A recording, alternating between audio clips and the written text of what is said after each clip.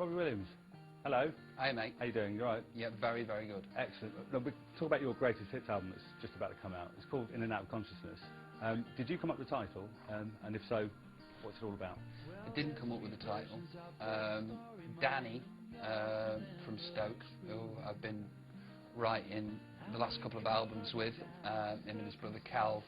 Danny's girlfriend came up with it one day when we were in the house in Los Angeles. They come over to visit, and we were talking about the last 20 years, and I think she said, well, I've been in and out of consciousness for the last 20 years.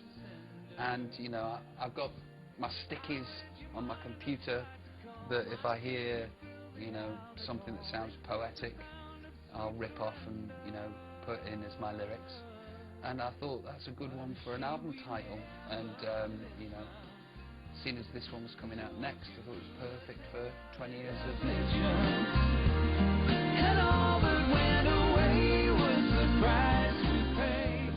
Steals, don't they? Yeah. Yeah. Well, seeing as you mentioned it's been 20 years, you know, what's been the kind of highlights and lowlights for you over that whole 2-decade period?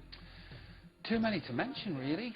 You know, a personal first big highlight that kind of, funnily enough, hasn't been bettered was when Take That single, Promises, went in the charts at 38. We'd cracked the top 40, and you know, we all jumped up and down, and I broke the bed in the hotel that we were in, and you know, I've never managed actually to recapture that feeling that we had at entering the charts at 38. You know, then there was a midweek that we had with It Only Takes a Minute Girl, and it was number 6, and that was pretty incredible. And after that, you're just on a roller coaster, and it's very difficult to take on board at any time what's actually happening to you. So, you know, as in personal highlights professionally have been the Albert Hall Swing gig, and Nebworth have been pretty incredible. You know, and also going down to South America and doing stadiums in places like Chile and Mexico, you know, and having a nice sized audience in Brazil. That's quite amazing. Aren't you like the biggest selling artist in Latin America or something? Biggest selling Anglo-Saxon artist. Okay, right. Which is what they call it down there. What do you think your appeal is to the Latin American audience? No idea. Don't know what my appeal is, full stop, but you know, especially over there, it's quite, you know, it's nice because first album came out and, you know, the detractors said it wouldn't translate, it's too British, wouldn't cross over anywhere, and you know, it's just nice, you know, mud in your eye. Yeah. When you're on stage in front of 75,000 in, you know, in Argentina, you know, at what's the football club? Football Club Argentina on? River Plate. River Plate. No, it was Independent. Was it? It was River Plate Stadium. Yeah, it's quite an amazing achievement. Feels good. And the best looking women in the world in Argentina, you once said. Yeah, they are, yeah. Absolutely, without a shadow of doubt, the best looking women in the world. Now, Shame, obviously, you know, it's the new single, and you know, the video's been in the news and so on. But I mean, what was it like for you actually sitting down in the studio with Gary after all this time? So, well, I say after all this time, you've never written before together, have you? We had. We wrote a song called Our Music, which was pre-anything, really. It is Bungalow in Knutsford, and he'll have that on a tape somewhere. So that was the first tune that didn't manage to be good. Yeah. And the second one, Proper, you know, where we're both on level terms, was Shame. Yeah. You know, and it's a magical day because we'd had the big chat. You know, we'd both sat down and gone, I think you're because of this, and this was my part in it, and I apologise for my part in it. And he did the same, and it was kind of magical, you know, stopping hating somebody and starting loving them again. Yeah. Who initiated that? Was it like a mutual thing? Well, Take That. We're in my band. We're in Los Angeles mixing the Circus album, and I think it's probably Marky that said come down, and I was a bit scared because there was 4 of them and they'd been together for a while, and I'd said some pretty horrible things about, you know, individuals, and I didn't know what the lay of the land was, you know, and I was feeling quite vulnerable at the time anyway, and I nearly didn't go, and I'm just so pleased that I did. 30 foot high at the back of Toys R Us. Now the video, obviously, you know, the Brokeback Mountain theme and all the rest of it. Again, was that an idea you cooked up between yourselves, or was it suggested to you? No, it's my idea that, you know, I think that so many videos pass you by.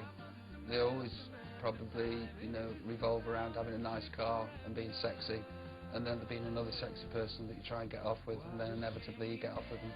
And that's videos. Yeah. I like to try and do something that's a bit thought-provoking, something that, you know, people might talk about, and you know, there's also a case for, you know, there's a lot of gay pop stars pretending to be straight, so it's about time that the straight pop star pretended to be gay. Interesting. Yeah. Concept. Concept album. So, you know, what do you consider to be your sort of greatest achievement? Not necessarily music, just Still in being life. alive. Yeah. It's quite, you know, an amazing achievement. I did hammer it. I battered myself an awful lot and put myself in perilous positions. And, you know, I think the greatest achievement is,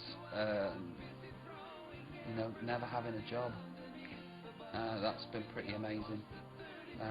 Greatest achievement, I haven't drank for 10 years, which is pretty good too. The Albert Hall, Nebworth. Yeah. 3 million tickets sold for one tour. It's absolutely, you know, phenomenal. An amazing achievement. Pat myself on the back for that. It's pretty special. Do you ever think, why me? Why has this all happened to me? All the time. Yeah. All the time. And quite often when I'm on stage, which is not the best place to start thinking about things. You know, you look into the abyss and the abyss stares back at you. You know, why are you doing this? Why am I showing off? Yeah. So you don't want to be sort of self-conscious in the moment, do you? Because you lose the... No, well, you know, it's cabaret and you're acting, and let's not think about it.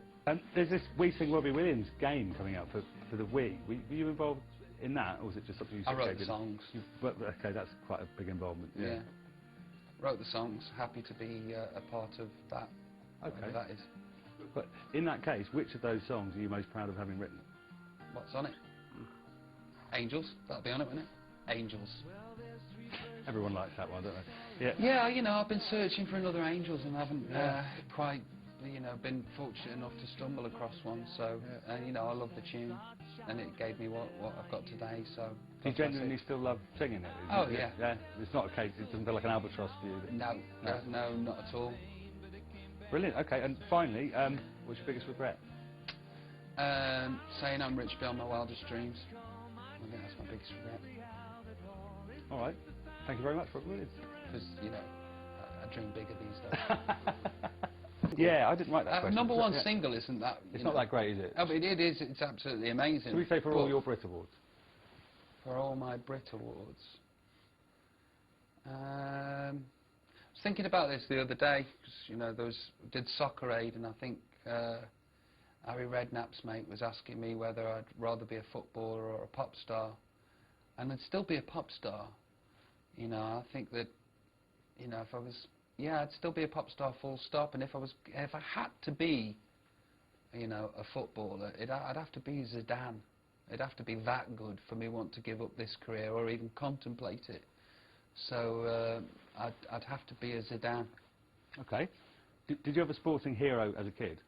Brian Robson. Yeah. Kenny Dalglish. Kenny Keegan. But a lot of them are like Port Vale stars. So Robbie Earle, Andy Jones, Peter Beardsley. Most of the ITV punditry team, by the time. Yes. When they played. Yeah. And Gaza, of course. Do you have a sporting icon now?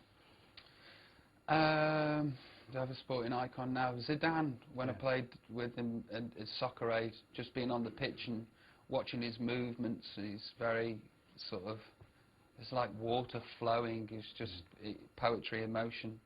I was a big fan of Ruud van Nistelrooy, called my dog Ruud.